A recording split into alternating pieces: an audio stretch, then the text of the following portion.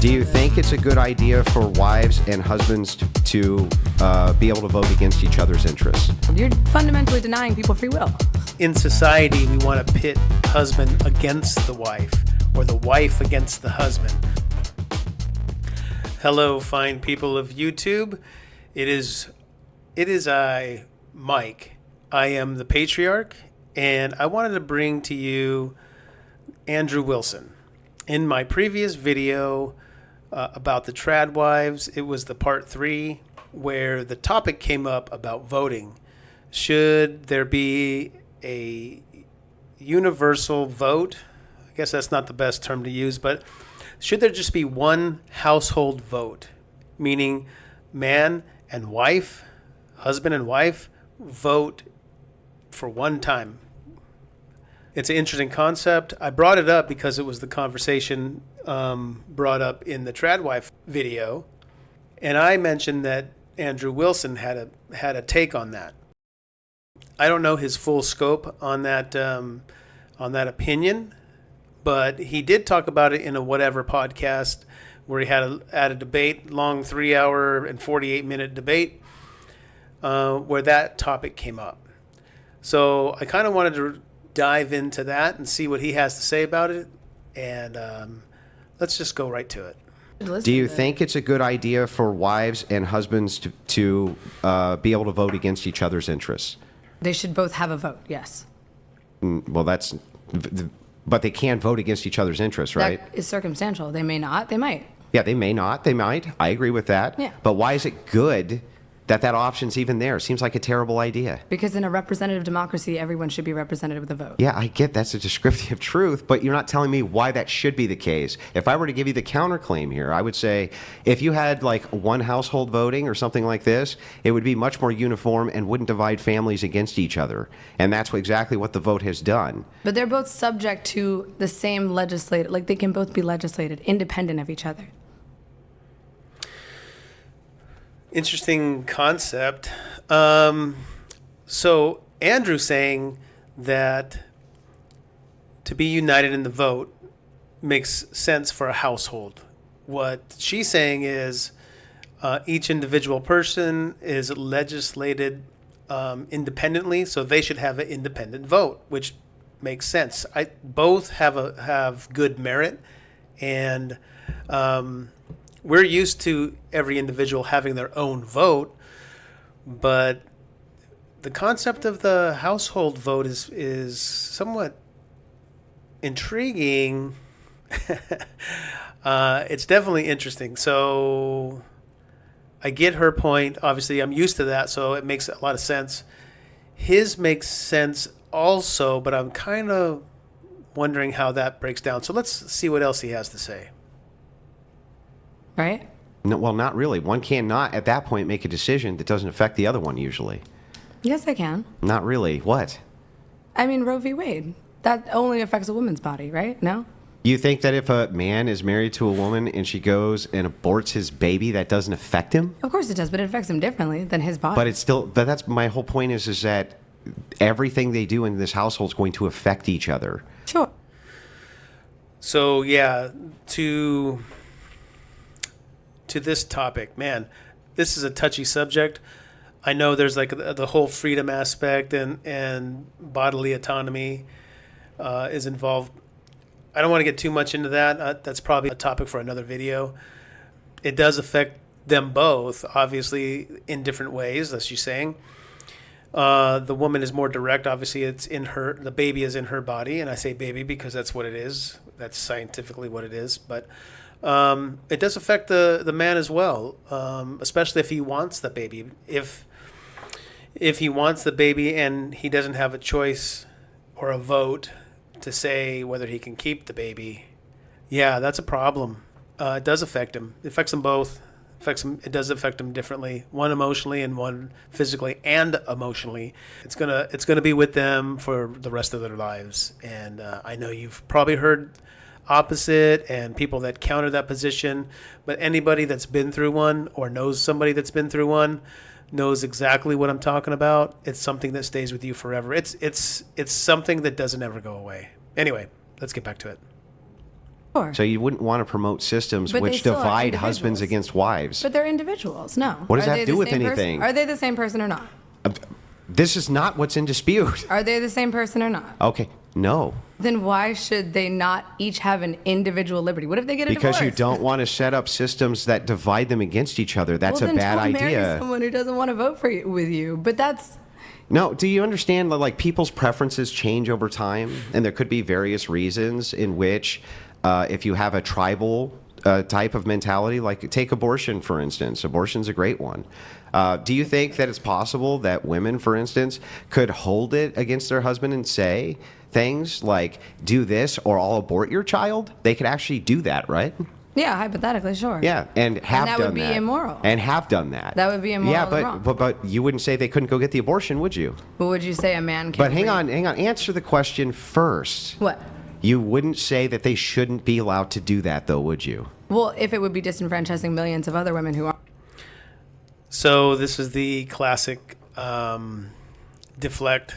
She doesn't want to say that it affects not only the people doing it, but she's trying to pull in and saying, well, it affects everybody else, which it doesn't. That's a fallacy in saying that it's going to rob the rights of somebody else, but it's not the case.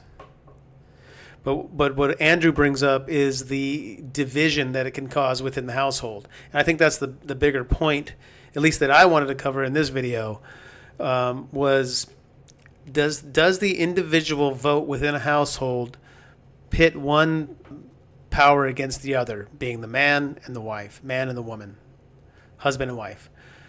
And I think that's underlining the effect of the vote.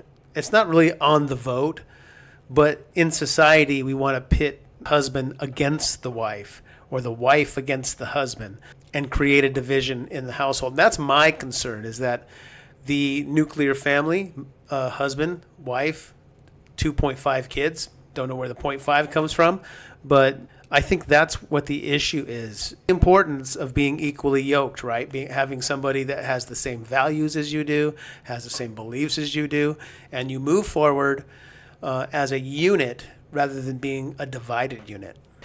You have now said that the tribal voting does indeed pit husband against wife, has a potential to do so. Right? And I've even conceded to specific examples of where it would be in a woman's interest to vote against her husband, to have a right to do something which could be used against him later, and then said, well, the punishment should be like, oh, maybe she pays a fine if something like that happens. And how are you going to convince people that that's a better system than one household voting? That's a terrible system. Because then the leader of that household or the head of that household has control over the right and the will of every single person in that household. You're fundamentally denying people free will. They're not allowed to. Yes, they are.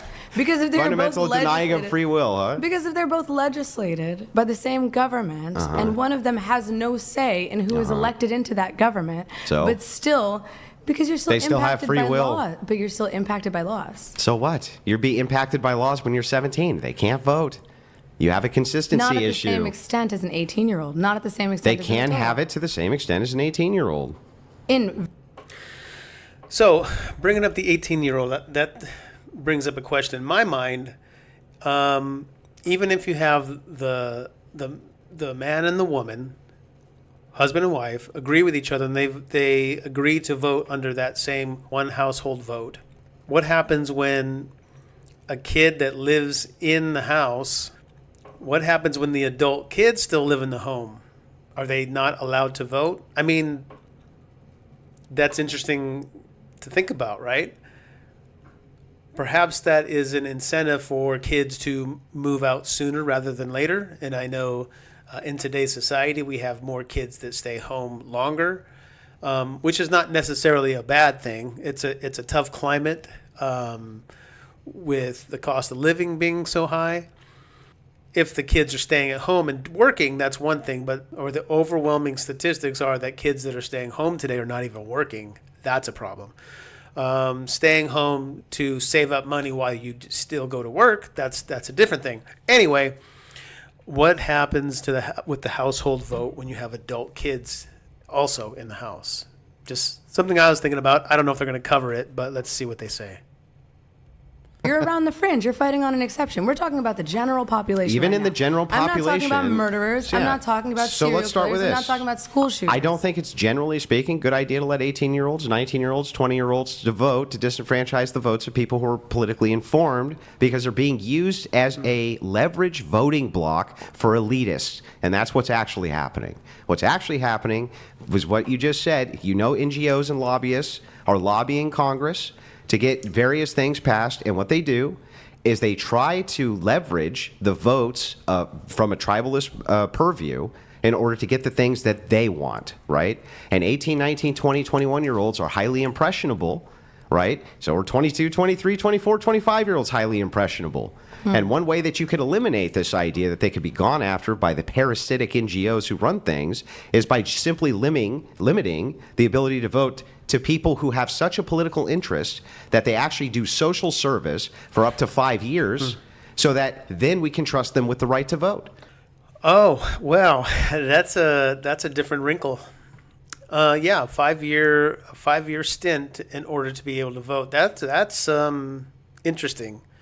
So several years back, my wife and I went on a cruise to Mexico.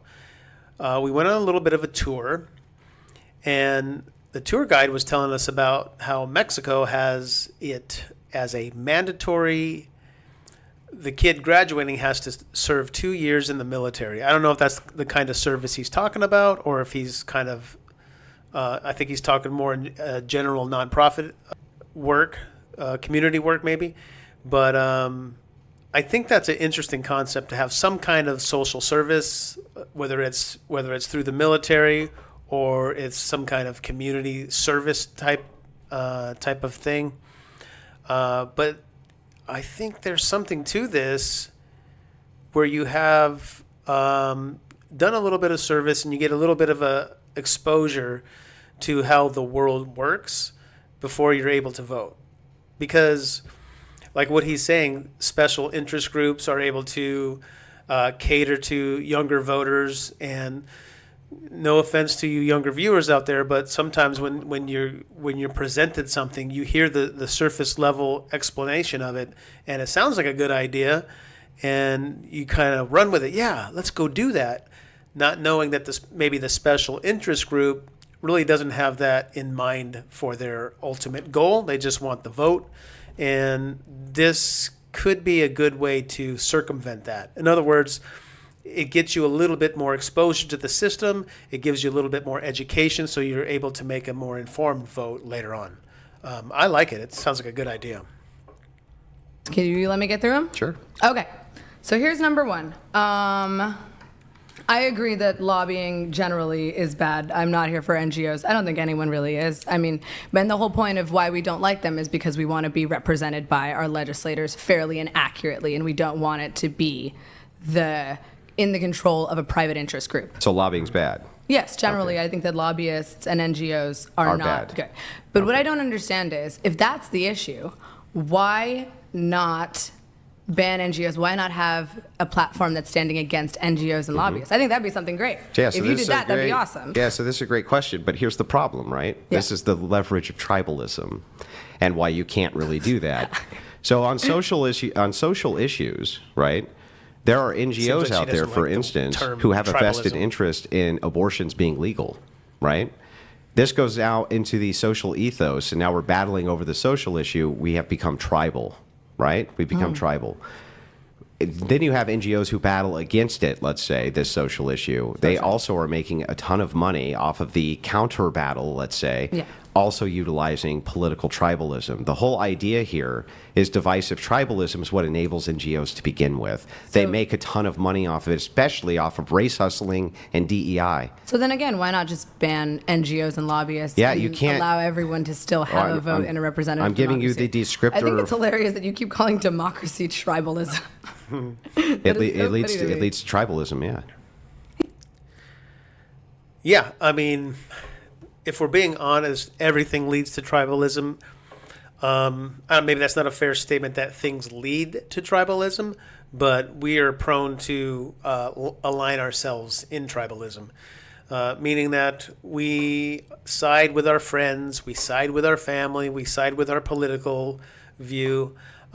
It's real hard to break away from that. But anyway, back to the vote, the household vote. I wanted to get your opinion, see what you think. If you're so inclined, give a comment down below.